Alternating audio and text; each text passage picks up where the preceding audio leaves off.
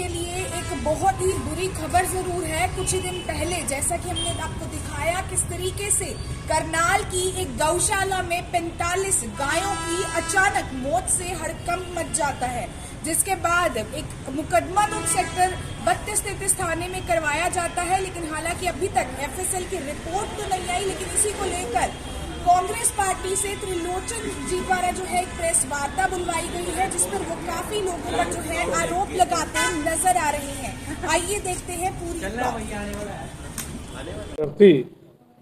उसके बाद सीएम का शहर हो और 50 हमारे गोवंश जो हमारे पूजनीय हैं, जिनको हम पूजाते हैं, हिंदुस्तान के 90% लोग उनकी पूजा करते हैं, उनका तड़प तड़प कर मर जाना एक बड़ा करनाल के अंदर दुखदाई घटना है।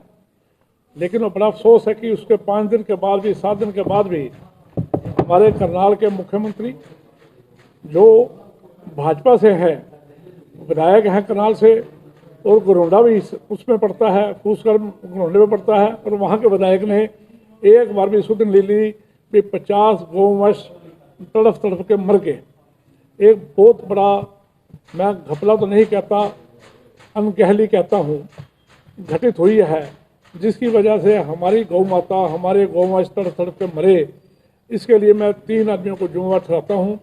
पहला मुख्यमंत्री हरियाणा, दूसरा करनाल नगर निगम का कमिश्नर, तीसरा जो चेयरमैन है हरियाणा गौ आयोग का, उनका नाम तो मैं नहीं जानता, एक चेयरमैन है। तीनों इस बात के जिम्मेवार हैं। ये इत्तफाकिया हत्या नहीं है, ये इत्तफाकिया गौवंश जो मरी इत्तफाकिया नहीं है, ये साजिशन है। साजिशन, इनकी पूरी इंक्वायरी होनी चाहिए। और दूसरा, कई बातें पिछले 4 दिनों में जो उजागर हुई है, उस दिन वहाँ के प्रबंधक बोल रहे थे भाई 2500 के करीब गौवंश यहाँ ठहरा हुआ है, जगह की तंगी है। लेकिन अफसोस इस बात की, कल कमिश्नर महोदय वहाँ गए, वहाँ गिनती कराई गई तो गौवंश 954 निकले, जबकि 2500 का वो दिखाया जाता है। उसमें जितने भी हत्या हुई है, जो डॉक्टरों का पैनल ने, जो अखबार में लिंक आया था, उन्होंने ये कहा कि ये स्वाभाविक नहीं है। इससे साफ जाहिर किया कि गौवंश की जो हत्या हुई है ये साजिशन है, इसकी पूरी इंक्वायरी होनी चाहिए। उसके बाद पिछले काफ़ी समय से इसके बारे में आवाज़ उठती रहती है, कभी किसी ने ध्यान नहीं दिया। हमारा टोटल प्रशासनिक अधिकारी भी इसके जिम्मेवार हैं। 950 गायें निकले हैं, लेकिन बोला गया 2500 के करीब। फिर इसके रख रखाव के लिए एक जो ठेका दिया गया है वो आस फाउंडेशन को दिया गया है। आस फाउंडेशन, मेरी आज उनसे बात हुई, यहाँ किसी पत्रकार का फ़ोन आया था भी, वो तो आपके जानते हैं। मैंने जब उनसे बात करी, उन्होंने कहा ठेका मेरे नाम है, लेकिन मेरे को कह दिया था जितनी पेमेंट हम आपको देंगे 4,18,000 के करीब, वो आपने वापस उनको देनी है। उसमें से जो थोड़ा बहुत बचेगा आपको देंगे, लेबर भी हमारी, सारा काम भी हमारा रहेगा, उनके प्रबंधकों ने कहा। तो उसका एक जीता जागता प्रूफ ये है कि ये आस एंटरप्राइज ने 2,30,000 रुपये इनके नाम ट्रांसफ़र कराया है, जो नाम है बंसी खेत्रपाल। ये सन ऑफ खेत्रपाल जो वहाँ पर मुंशी हैं, उनका बेटा है, जो वहाँ सारा कार्यक्रम देखते हैं, ऑन रिकॉर्ड है। लेबर भी जो पुरानी काम कर रही है ऑन रिकॉर्ड है, सारी वही लेबर लगी हुई है। और वहाँ पर ना जो रोज़ गौवंश वहाँ मरते हैं, 5, 4, 3 पहले मरते रहे हैं, उनके कहाँ दफनाया जाता, कहाँ वो रखी जाती है, कहाँ उनको आखिरी जो हम दफनाने बोलते हैं वो कहाँ पे है, अभी तक किसी को पता नहीं है। ना ही नगर निगम ने कोई स्थान दिया है भी अचानक जब गौवंश शरीर छोड़ दे उनको कहीं पर रखा जाए। हरियाणा विधानसभा के अंदर प्रस्ताव पास हो चुका है भाई हर एक जगह हड्डी रोड़ा का ठेका दिया जाए, जगह स्थान बनाया जाए। शमशेर सिंह गोगी ने आवाज़ उठाई थी उसके माध्यम से, लेकिन प्रस्ताव पास होने के बाद भी अभी तक कहीं पे कोई व्यवस्था नहीं की गई। दूसरी बात, कोई डॉक्टर वहाँ 24 घंटे के लिए नहीं है। जहाँ पर इनके रिकॉर्ड मुताबिक 2500 गायें रहती हैं, जबकि निकली 254 है, वहाँ परमानेंट डॉक्टर होना चाहिए। कौन डीसी रेट पर डॉक्टर लगाया हुआ है डेली बेसिस पे, जो सवेरे 10 बजे जाता है, शाम को 4 बजे अपने घर चले जाते हैं, उसके बाद उनका कोई कंसर्न नहीं है। जो लेबर है, लेबर किसने रखी, कोई उनसे पूछा नहीं जाता लेबर से। जो सिस्टम वहाँ था, रोज 1 क्विंटल के करीब 45 गायें वहाँ दूध देती हैं, 1 क्विंटल के करीब रोज वहाँ दूध होता है। वो दूध कहाँ जाता है? करोड़ों रुपए का चंदा लोग वहाँ चंदा डाल के जाते हैं, दान पत्र रखे हुआ है, शहर के लोग दे के जाते हैं, उसका कोई हिसाब किताब नहीं है। अगर 1000 गाय का जो गोबर है वो कहाँ जाता है, उसकी कोई व्यवस्था नहीं है। 3 एकड़ जमीन बिल्कुल गौशाला की नगर निगम के बिल्कुल साथ पड़ी है, वहाँ घास लगा हुआ है, जंगल लगा हुआ है, वो क्यों नहीं गौशाला को दे देती जहाँ पर फ्रेश चारा पैदा हो और गौशाला में दिया जाए। ये सारी बातों के पीछे एक बहुत बड़ी साजिश नजर आती है। अभी की करनाल के जो गौ की सेवा करने वाले बहुत ज़्यादा हैं, उनको मैं सल्यूट करता हूँ, जो हमेशा लगे रहते हैं गौशाला की सेवा करने के लिए, लेकिन उसके बावजूद जो प्रबंधक हैं उनमें कोई ना कमी है। सबसे बड़ी कमी हमारे प्रशासनिक अधिकारियों की है, मुख्यमंत्री महोदय की है, जो गांव माता के नाम पे वोट तो लेते हैं लेकिन उनकी देखरेख नहीं करते। इससे बढ़िया मैं ये कहना चाहूँगा, उन गौ माता को खुला छोड़ दे, कहीं ना कहीं उनको चारा मिल जाएगा, कहीं ना कहीं लोग उनकी सेवा करेंगे, कहीं ना कहीं उनको रोटी दी जाएगी, लेकिन उनको एक मुश्त मरने का अभी तक कोई इंक्वायरी नहीं हुई।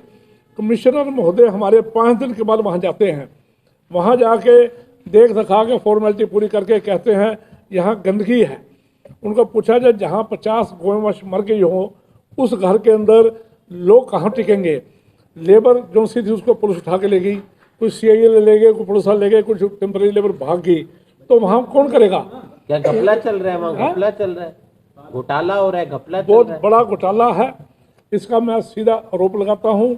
मुख्यमंत्री महोदय, हमारे करनाल के जो विधायक हैं, कमिश्नर महोदय और गौशाला के जो हरियाणा के चेयरमैन हैं, पिछले 3 सालों में आपने कभी सुना हो वो आए हो? कभी नहीं आए। इतना बड़ा गौशाला हो जो करनाल के अंदर। चौथा, इन्होंने नाम रखा हुआ है इसका बाबा बंसी गौशाला धाम। मेरी इनसे बात हुई है कई आदमियों से, कहते हैं हमारे इससे कोई लेना देना नहीं है।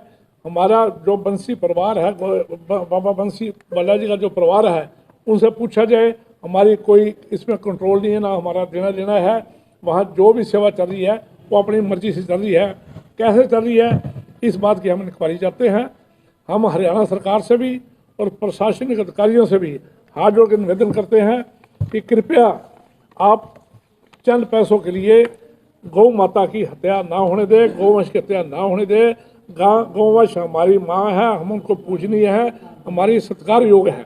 संचालक का भी कोई रोल है वहाँ के? जो संचालक वहाँ जो प्रबंधक हैं, संचालक कौन है कौन नहीं हम नहीं जानते, मैं कभी गया नहीं, लेकिन जो भी प्रबंधक हैं उनकी कमी की वजह से ये हो रहा है। रोल तो इंक्वायरी होगी तभी पता लगेगा। पैसों का क्या लेन देन आया है?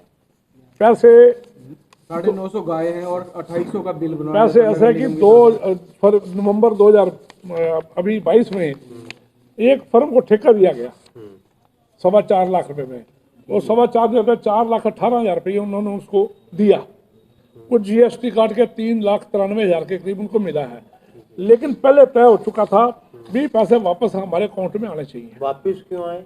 भी हम करेंगे काम, आपको तो सिर्फ नाम के तौर पे रखा है। और ये रिकॉर्डेड बात है। बंसी क्षेत्रपाल कौन है?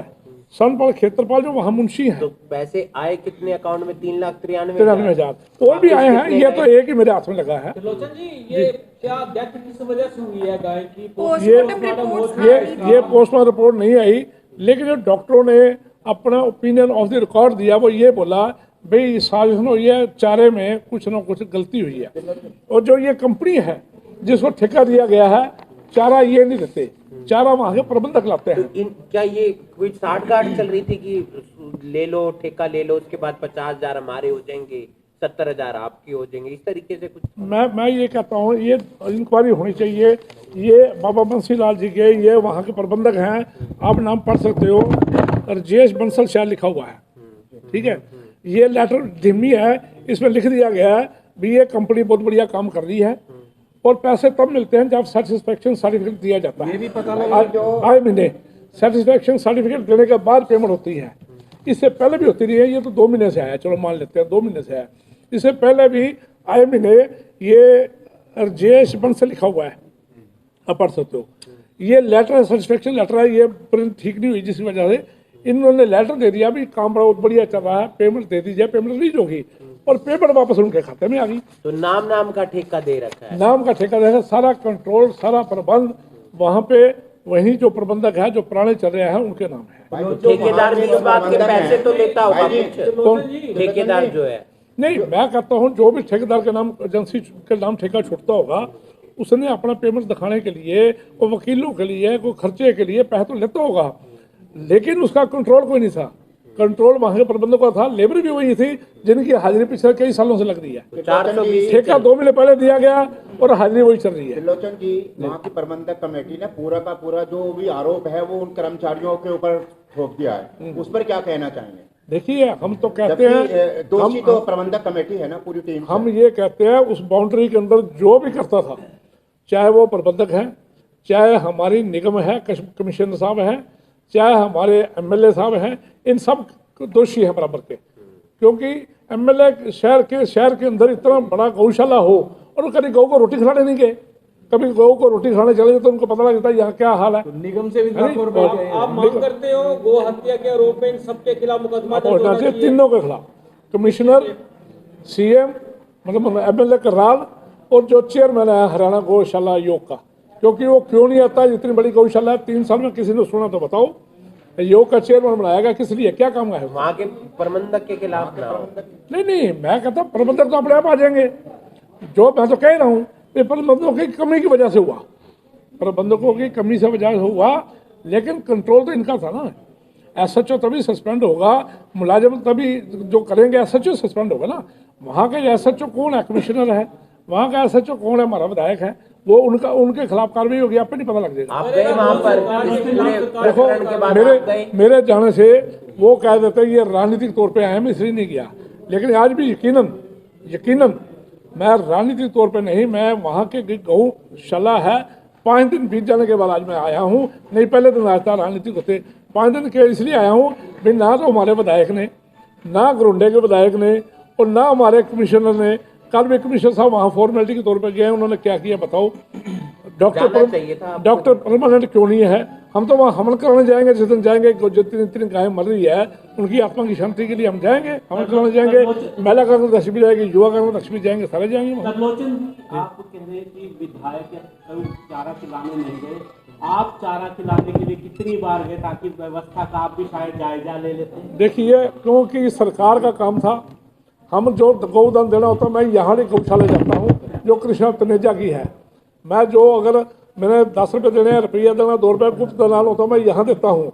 और यहाँ तक कभी कोई ऐसी देख रेख नहीं हुई। हम वहाँ जाके रोज पड़ा, जब पहले रोड़ा पड़ा था तब भी हमने मेमोरेंडम दिया था, किसी को जमीन ठेके पे देने जा रहे थे, तब आज हम आए हैं। वहाँ जाके हमने कौआ से बात थोड़ी करनी है। जो प्रबंधक है, प्रबंधक सामने आ जाता सारा काम, हमारा जाना या जाना नहीं है। वहाँ अगर करनाल के अंदर 4 लाख मतदाता हैं या 4 लाख वसनीक है तो सारे वहाँ थोड़ी जाते हैं, सारे पत्रकार थोड़ी जाते हैं। लेकिन वहाँ की व्यवस्था जब उजागर होगी, 50 ये मैं तो नहीं कह रहा गाय मरी है, आपने बोला, मीडिया ने बोला भाई 55 गाय मर चुकी है, हमने तो मीडिया पे देखा ना, सबसे पहले मीडिया पहुँचता है। हम तो आज भी कहते हैं भाई सरासर गलत काम हुआ है। हमारे करनाल के अंदर इतने गौवंश का प्राण त्याग देना एक साधारण बात नहीं है, ये साजिशन है, स्वाभाविक नहीं है। क्या लग रहा है कि इतने एनिमल वेलफेयर बोर्ड को, जो भारत सरकार का एनिमल वेलफेयर बोर्ड, उसको कोई शिकायत पत्र आप लिखने जा रहे हैं? देखिए, हमने हमारी क्रिमिनल ऑफेंस है ये। ये डॉक्टरों की रिपोर्ट आएगी। अगर डॉक्टर इन्फ्लुएंस में नहीं आते, जनरल रिपोर्ट देते हैं, उसके बाद सारी बातें खुल जाएंगी, फिर आगे जाएंगे। हम उनकी रिपोर्ट की इंतजार कर रहे हैं। रिपोर्ट जब आएगी तब